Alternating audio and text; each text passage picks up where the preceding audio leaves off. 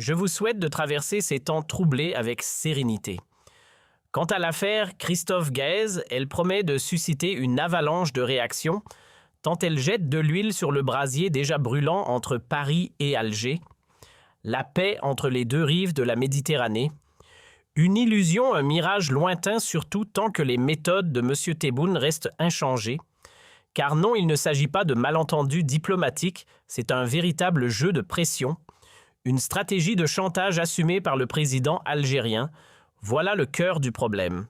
Il manipule la relation bilatérale comme une carte à abattre. Voilà la crue réalité. Christophe Gaez n'est pas derrière les barreaux pour un crime, non. Il est là comme on garde un pion précieux sur un échiquier diplomatique. Ce n'est pas un détenu, c'est une carte, un levier, un jeton qu'on pose soigneusement en attendant le bon moment pour le troquer contre un avantage dans des affaires bien plus larges, bien plus troubles, Depuis que Tebboune a pris les commandes, et surtout à partir de 2023, le climat entre Alger et Paris s'est nettement assombri. Mais attention, il ne s'agit pas simplement d'un enchaînement de malentendus ou de discours mal interprétés. Non, le fond du problème est plus profond, plus structuré et certainement plus calculé. Alors oui, certains pointeront du doigt la rhétorique incendiaire de Bruno Retailleau, la percée de l'extrême droite façon Rassemblement national, ou encore les lobbies français que le régime algérien adore classer algérophobes. Pourquoi ? Parce qu'ils osent remettre sur la table des accords historiques comme ceux de 1968, questionner la facilité d'accès aux visas ou dénoncer les passe-droits accordés aux élites algériennes installées en France. Mais tout ça, c'est juste la vitrine. Le vrai jeu se joue en coulisses. Tout ça, ce n'est qu'un rideau de fumée. Un écran bien pratique pour détourner les regards du vrai chantier. Faire croire que les tensions entre la France et l'Algérie sont nées uniquement à cause de quelques extrémistes anti-algériens, c'est une blague. Un joli conte pour endormir les naïfs. C'est du storytelling, pas de la géopolitique. Des voix hostiles à l'Algérie en France. Bien sûr qu'il y en a toujours eu, entre les nostalgiques de l'Algérie coloniale, les partisans du clash permanent et les rêveurs d'une rupture nette entre les deux pays, le paysage politique français n'a jamais été un havre de tendresse pour Alger. Et pourtant, malgré tout ça, pendant un demi-siècle, les relations sont restées solides, stratégiques, parfois même chaleureuses. Mais aujourd'hui, le décor a changé. Ce n'est plus un désaccord de façade, c'est une ombre lourde qui plane sur Tebboune lui-même. Il ne porte pas juste un costume de président, il traîne aussi des dossiers brûlants sur les épaules, des affaires qui l'éclaboussent directement, à commencer par celui de LDZ, un dossier explosif qui colle à sa peau. Pour être honnête, j'aurais préféré garder le silence. J'ai hésité à parler par pudeur, par espoir peut-être. L'espoir que Tebboune retrouve un brin de lucidité, qu'il revienne à cette volonté d'apaisement qu'il avait vaguement esquissée après la libération de Boualem Sansal. Je ne voulais pas en rajouter. Vraiment, j'ai fait de mon mieux pour ne pas allumer davantage l'incendie. Le système algérien actuel, une machine bien huilée à manipuler, à chaque fois qu'il faut justifier une atteinte aux libertés, une répression à peine voilée ou une décision allant à l'encontre des intérêts communs avec la France, c'est toujours le même refrain. Oui, mais regardez, en France, il y a un tel qui a ouvert sa bouche. Abdelmar Mohamed Siifa ou ce fameux Deurkor. Peu importe qui parle tant qu'on peut s'en servir pour taper fort derrière, on dirait que pour chaque faux pas, ils ont toujours un bouc émissaire tout prêt. Un mot, une critique, une phrase, et voilà Tebboune vexé, piqué au vif. Et quand il est vexé, il ne compose pas, il cogne. Répression, autoritarisme, intimidation, c'est son trio favori. Mais ce qui est choquant, c'est que dans le cas Christophe Gaez, on a tenté d'épargner Tebboune. Oui, on l'a ménagé, on a fait profil bas.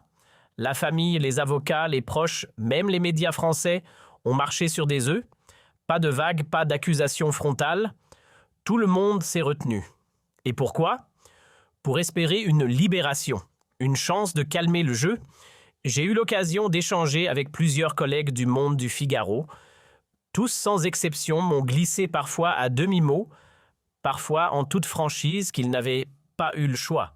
Des conférences de rédaction ont eu lieu, des discussions en coulisses avec des gens de KLS, de l'Élysée. Il y a même eu des briefings improvisés entre journalistes, entre chefs de service. Tout le monde s'est accordé sur une ligne de conduite. et leur raisonnement clair comme de l'eau de roche, on a affaire à un despote irascible, colérique et rancunier, et puisqu'un Français est retenu en Algérie, on n'a pas intérêt à l'énerver davantage. Résultat, on a baissé le ton. On a sabré les papiers trop virulents, freiné les éditos trop offensifs, coupé court aux enquêtes qui pourraient froisser Alger. Objectif, ne surtout pas mettre de l'huile sur le feu tant que l'otage n'était pas libéré. Et ils ont tenu parole, du moins jusqu'à la libération. Après ça, silence radio, plus personne n'a moufté. Retailleau a vaguement tenté une sortie médiatique pour se couvrir. Boualem Sansal lui a oscillé entre bienveillance feinte et diatribe bien sentie selon les jours. C'est du Sansal tout craché imprévisible, brut entier, un électron libre impossible à brider. Il alterne entre coups de gueule et gestes de bonne volonté. Parfois il cogne, parfois il cajole. C'est son style à Sansal brut entier imprévisible, mais au-delà de ces sautes d'humeur, c'est le calme plat qu'on a observé du côté des grands médias et des sphères politiques françaises. Silence radio.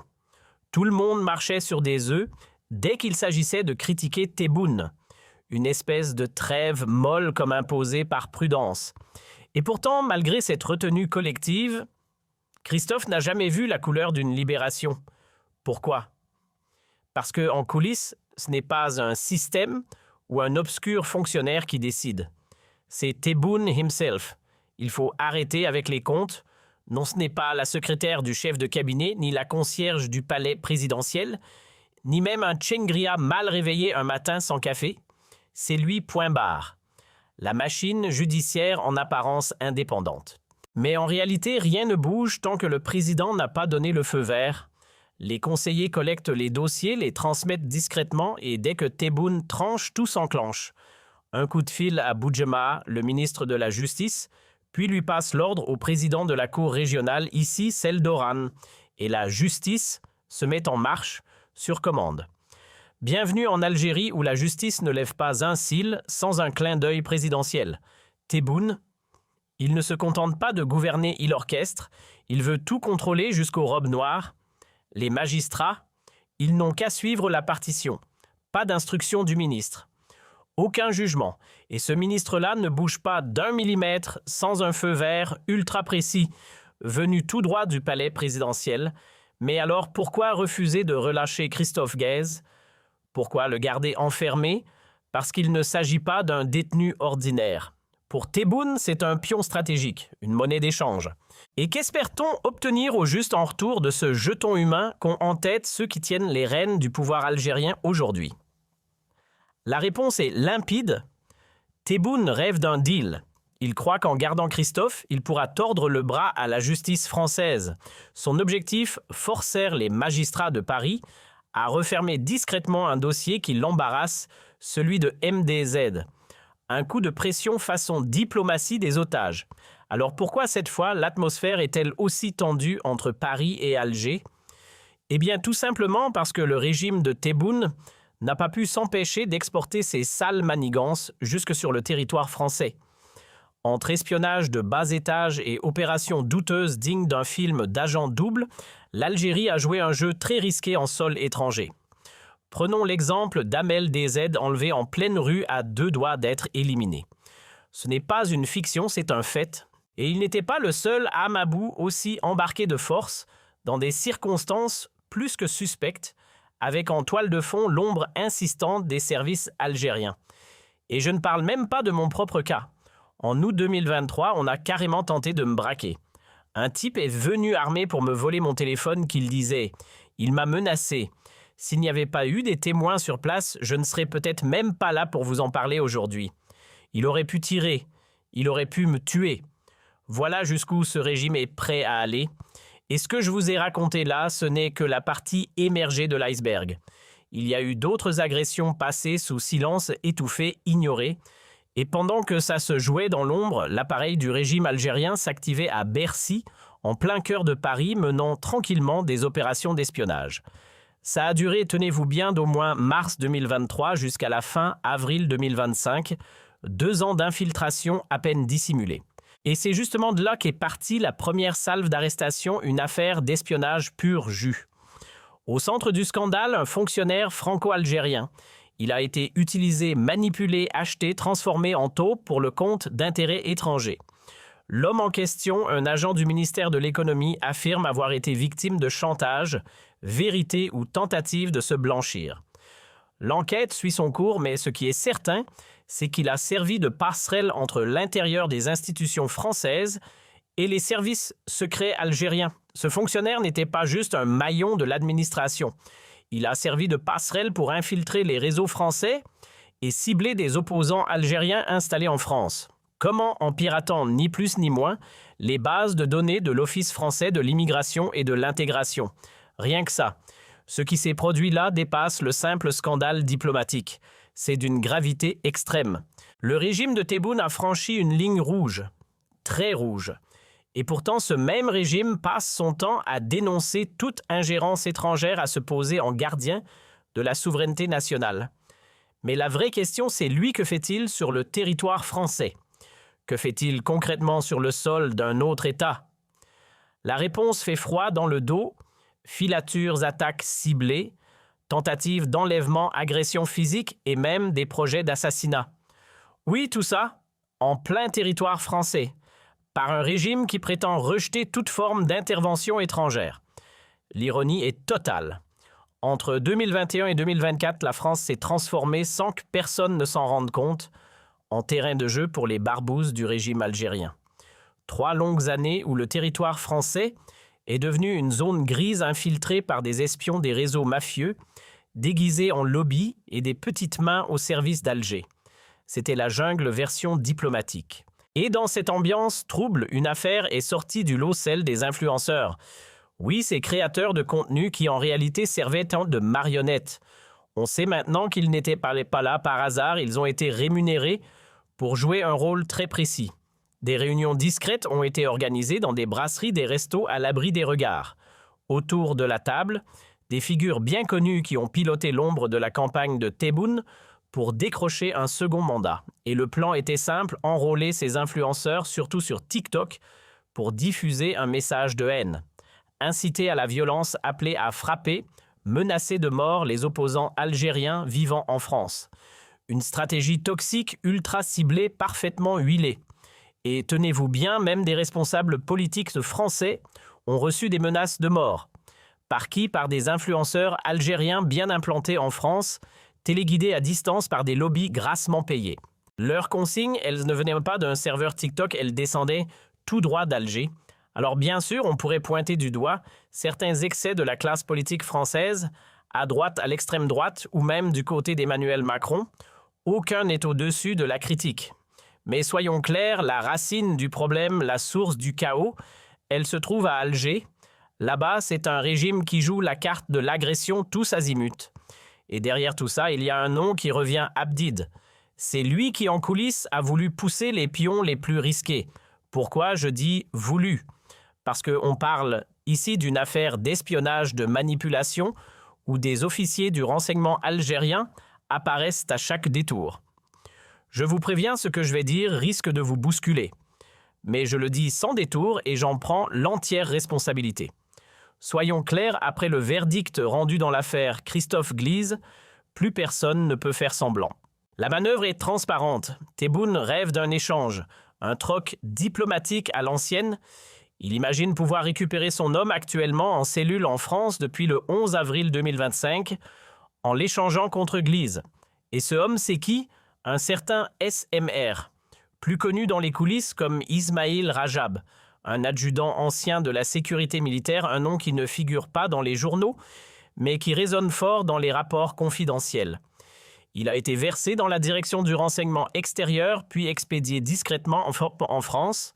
Entre 2023 et 2024, il officiait à Créteil au sein du consulat algérien, en apparence pour gérer les visas, mais en réalité pour beaucoup plus que ça. Officiellement, il bossait au service des visas du consulat algérien à Créteil Contrôle, enquête, paperasse administrative. Mais derrière ce décor bureaucratique se cachait un autre rôle bien plus sombre. Car ce monsieur ne faisait pas que tamponner des formulaires. Il est en réalité l'un des 3 agents des services secrets algériens impliqué dans l'enlèvement ou plutôt la tentative d'enlèvement de MDZ, une opération menée dans le cadre d'un réseau au relent terroriste. Le 29 avril 2024, MDZ a bel et bien été kidnappé. Aujourd'hui, c'est lui qui se retrouve derrière les barreaux. Une ironie sinistre, et ce n'est pas fini. Fin juin ou début juillet 2025, un mandat d'arrêt international a été lancé contre un autre nom-clé, Salahdine Selloum, premier secrétaire et numéro 2 de l'ambassade d'Algérie en France. Mais il y a encore un troisième homme dans cette affaire. Lui aussi est recherché et selon toute vraisemblance, un mandat d'arrêt a déjà été émis ou ne saurait tarder. Il s'agit de Oussamdine Bouaziz, l'ex-vice-consul à Créteil. Un trio bien rodé, bien infiltré. Les 3 agents soupçonnés ne sont pas seulement cités dans l'enquête, ils sont au cœur de l'affaire MDZ. Des preuves accablantes les relient au rapt. Leur téléphone antenné à quelques mètres du domicile de la victime, le jour exact de l'enlèvement. Difficile de parler de coïncidence. Les données de géolocalisation sont formelles, des témoignages sont venus les appuyer. Et ce n'est pas tous 7 individus ont été interpellés. Tout membre présumé du groupe qui aurait orchestré l'enlèvement et la détention de MDZ. Lors des interrogatoires, certains ont craché le morceau. Oui, ils ont été payés. La mission aurait été commanditée depuis l'ambassade d'Algérie à Paris. Le montant, plus de 6 500 €. Une prime bien grasse pour une opération aussi risquée. Et ce ne sont pas de simples aveux. Il y a du concret, des liasses retrouvées chez les malfrats, des retraits en liquide parfaitement tracés des échanges de messages. Le puzzle s'assemble pièce par pièce et il est difficile de nier l'évidence. Les enquêteurs, ils n'ont pas bâclé leur travail. Entre la brigade criminelle, l'unité antiterroriste et la DGSI, toutes les forces de l'appareil sécuritaire français ont été mobilisées. Et ce qu'ils ont mis à jour, c'est du lourd, du très lourd. Le 11 avril, l'arrestation de SM a marqué un tournant. Il n'était pas seul, 2 hommes à double nationalité franco-algérienne ont été interpellés en même temps. D'après les éléments disponibles, il s'agirait de membres de sa propre famille utilisés comme pions pour planifier l'enlèvement et la détention de MDZ. Et forcément, Alger a réagi. Un communiqué du ministère des Affaires étrangères est tombé. Un chef-d'œuvre de mauvaise foi. Un texte embrouillé qui parle de complot, de relations sacrées entre les 2 nations, d'un développement inacceptable et inqualifiable. Le tout agrémenté d'une menace à peine voilée, l'Algérie n'en restera pas là. Le ministre algérien des Affaires étrangères est allé encore plus loin, qualifiant les arguments de la justice française de raisonnement vermoulu. MDZ lui a été traité de voyou de clown, tandis que l'agent consulaire mis en cause a été défendu bec et ongles. Selon Alger, aucune preuve ne tiendrait contre lui. Et pourtant, ce qui accable l'agent consulaire, c'est juste la présence de son téléphone portable dans les parages du domicile de MDZ, pile le jour du rapt. Rien d'autre. Suffisant en tout cas pour ouvrir une enquête. Sauf que côté algérien, c'est monté en pression immédiate. Réaction virulente, ton outré refus catégorique de reconnaître la moindre légitimité à l'instruction menée par le parquet national antiterroriste français. Circuler, il n'y a rien à voir. Et pourtant, la justice française, elle n'a pas tremblé. Plusieurs juges ont envoyé des convocations officielles à des hauts responsables du renseignement algérien.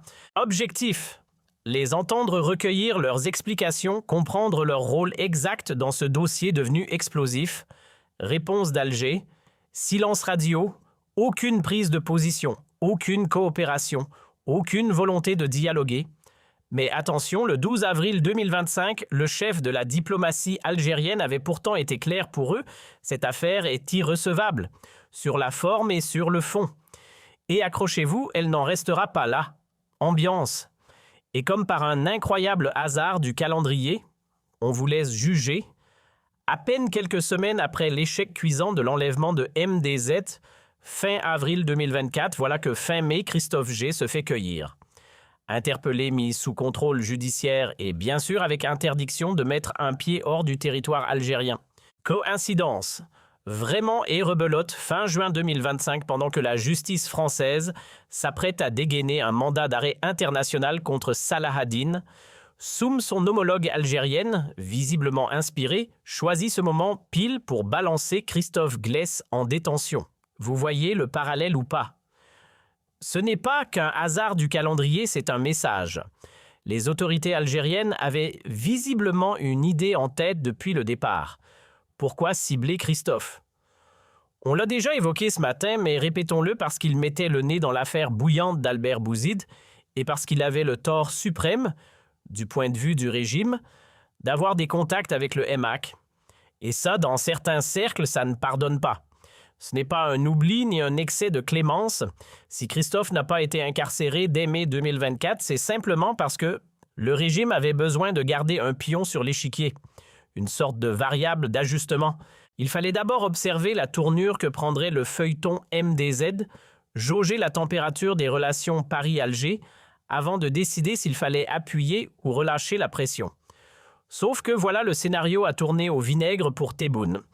La justice française ne s'est pas contentée de simples déclarations, elle est passée à l'action. Mise en examen inédite d'agents des renseignements algériens, mandat d'arrêt international émis contre un ancien haut cadre de l'ambassade à Paris et même des convocations envoyées jusqu'au sommet de la DDS, la direction de la documentation et de la sécurité extérieure. Du jamais vu. Et pendant ce temps-là, le vice-consul de Créteil continue de jouer à cache-cache avec les autorités françaises. Lui aussi est dans le viseur d'un mandat international. C'est une question de jours. Le bras de fer s'est brutalement inversé.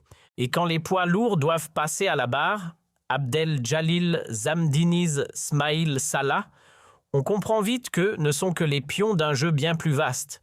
La vraie question n'est pas que s'est-il passé, mais qui a tiré les ficelles, qui a ordonné l'enlèvement de MDZ. C'est ça la véritable enquête que Tebboune redoute plus que tout. La peur ici n'est pas d'être critiqué, mais d'être directement mis en cause par le parquet national. À l'époque, le pouvoir exécutif était concentré entre les mains de Mehbar, le chef de la DDSE. C'est lui qui supervisait personnellement tous les agents basés au consulat à Créteil, ainsi qu'à l'ambassade d'Algérie à Paris. Chaque mouvement, chaque opération passait par lui. Peut-on imaginer qu'un seul homme Jabbar, vieux malade, affaibli par l'âge, ait planifié seul l'enlèvement, la détention, voire l'assassinat de MDZ, sans le feu vert de sa hiérarchie impossible? Derrière lui, il y avait une chaîne de commandement. Sans instructions claires, il n'aurait jamais bougé le moindre doigt. On n'est pas naïf. Christophe sera convoqué, c'est sûr, et le régime Tebboune lui monte la pression sur Paris. Il rêve de renforcer son bras de fer, persuadé que Macron pourrait d'un coup de baguette convaincre le parquet national antiterroriste de calmer le jeu, d'atténuer les charges, voire de protéger les responsables algériens dans l'affaire MDZ. Sauf qu'on n'est pas dans un conte de fées. Macron ne contrôle pas la justice. Et quand il quittera l'Élysée en 2027, il pourrait lui-même se retrouver sous le regard des juges à l'instar de Sarkozy. En France, les magistrats sont indépendants et ils le restent. Bien sûr, dans certains dossiers, il y a parfois des interférences politiques, mais vous imaginez vraiment Macron ordonnant aux juges du parquet antiterroriste de fermer les yeux sur MDZ, c'est absurde. Cela reviendrait à lui demander d'expliquer aux juges que oui, un État étranger a envoyé des barbouzes recruter des voyous payés des criminels pour orchestrer une opération terroriste en plein territoire français et que les juges doivent faire semblant de ne rien voir. Ridicule, non. Mais enfin, on parle de la France, pas d'un État fragilisé ou en pleine implosion. Quel pays accepterait ce genre de marché douteux? La Mauritanie, la Tunisie, la Libye? Certainement pas la République française. Aucun magistrat sérieux n'accepterait d'étouffer une affaire touchant à la sécurité nationale. L'enjeu dépasse de loin les petits arrangements diplomatiques. Imaginez un instant un pays étranger, le Maroc ou n'importe lequel, envoie des hommes armés éliminer quelqu'un en plein Alger et l'Algérie ne dirait rien. Elle laisserait passer absurdissime. Une action directe contre la souveraineté nationale et personne ne réagit, impossible. Voilà la réalité nue. Tebboune s'obstine à croire que Macron pourrait intervenir pour lui. Il n'a toujours pas compris que le président français n'a aucun levier sur cette affaire. Il aurait fallu réfléchir à 2 fois avant de lancer une opération aussi dangereuse contre MDZ. Parce qu'on parle bien d'une opération, pas d'un malentendu. Et en France, un juge ne met personne en prison sans preuve solide. Je peux vous le dire, ils sont rigoureux parfois, même implacables. Ils ne jouent pas à pile ou face. Et qu'on soit clair, MDZ n'a jamais bénéficié du moindre traitement de faveur de la part de l'État français. Aucun soutien secret, aucune protection particulière. Contrairement à la version que tente de vendre le régime algérien, non, il n'a jamais été la marionnette de quelconque lobby français. Curieusement, en 2020, personne à Alger ne criait au complot français ou au lobby étranger soi-disant derrière MDZ. Le 7 juillet de cette année-là, il avait pourtant été arrêté et placé sous contrôle judiciaire pour une longue période. Mais à ce moment-là, silence radio sur les lobbies français qui l'auraient manipulé. Étrange, non? D'autant que ce sont les autorités algériennes elles-mêmes qui avaient déclenché une salve de mandats d'arrêt internationaux contre lui. Elles ont même mis la pression sur la justice française pour l'arrêter, le neutraliser, le juger. Et Paris, jouant le jeu institutionnel, avait obtempéré. La France, de son côté, a alors exigé l'intégralité du dossier copie, preuves, témoignages, éléments matériels, absolument tout ce qui pouvait justifier les lourdes accusations portées contre MDZ et soutenir la demande d'extradition formulée par Alger. L'affaire a traîné. 2 ans de contrôle judiciaire de 2020 jusqu'en septembre 2022. Pendant tout ce temps, la Cour d'appel de Paris a analysé minutieusement chaque preuve, chaque document fourni par les autorités algériennes. Rien n'a été laissé au hasard. Et finalement, à la fin du mois de septembre, le 21, si ma mémoire est bonne, 2 ans jour pour jour après l'interpellation de MDZ, la Cour d'appel de Paris a rendu sa décision en séance publique. Toutes les demandes d'extradition formulées par Alger ont été balayées d'un revers de main. La raison. Elle tient en un mot l'absence totale de preuves. On affirmait qu'il était terroriste, mais aucun élément concret pour l'étayer. On prétendait qu'il pratiquait le chantage, mais encore une fois, rien. Pas un document, pas un fait, pas un indice solide. On l'accusait d'être criminel, délinquant, hors la loi, mais jamais à aucun moment la justice française n'a vu la moindre preuve permettant de soutenir ces accusations. Du vent, rien de plus. Commençons par une question simple. Qu'est-ce exactement que le dossier MDZ dont tout le monde parle? Les Algériens méritent de le comprendre clairement, mais hélas, aucun média local ne prend la peine d'en expliquer le contenu. Une opacité qui n'a rien d'innocent. Alors que contient vraiment ce fameux dossier? Essentiellement, une accusation MDZ aurait été impliquée dans des activités terroristes. Et les preuves avancées par les autorités? 2 aveux. Oui, seulement 2 confessions arrachées à 2 prévenus. Le premier, Hassan Zourkana, alias Abu Dahdah, le tristement célèbre Dardou, un terroriste qui, lors du procès du Hack, s'est présenté comme participant à des attentats. Et il adore les caméras sur ENTV. Il répète sans sourciller qu'il a collaboré avec des opposants pour tuer des Algériens. Une mise en scène soigneusement préparée. Ce personnage médiatique a même donné naissance à une nouvelle tendance propagandiste, le dahdisme. Chaque fois que le régime souhaite manipuler ou embrouiller l'opinion publique, il ressort un terroriste téléguidé qui avoue des complots incroyables en regardant droit dans la caméra. Une recette vieille comme le monde, mais qu'on continue de servir au public. Dans ce récit, un second individu présenté comme Ahmed Mansouri est mis en avant. Selon les déclarations relayées par le narrateur, ces 2 hommes auraient affirmé que Ahed Dez était mêlé à des opérations destinées à déstabiliser le pays, semer le chaos, susciter la discorde. Bref, qu'il ferait partie d'un réseau qualifié de terroriste aux côtés de Rached et Dez. C'est du moins ce que racontent ces témoins. Sauf qu'un témoignage aussi spectaculaire soit-il, ne constitue pas une preuve. Le narrateur pousse l'absurde à l'extrême. Si je dis que Tebboune est un terroriste que lui-même m'a appelé pour me commander un attentat en France, est-ce que la justice française va lancer un mandat contre lui sur la seule base de mes mots? Évidemment que non. C'est sa façon d'illustrer le problème, ce ne sont que des paroles. Quand un individu se disant terroriste parle la vraie question. Existe-t-il des preuves tangibles, des financements, des contacts recensés, des rencontres, quelque chose de matériel? Dans le récit, la réponse du narrateur est claire, rien pas l'ombre d'un élément concret. Pour lui, ce dossier est une coquille vide.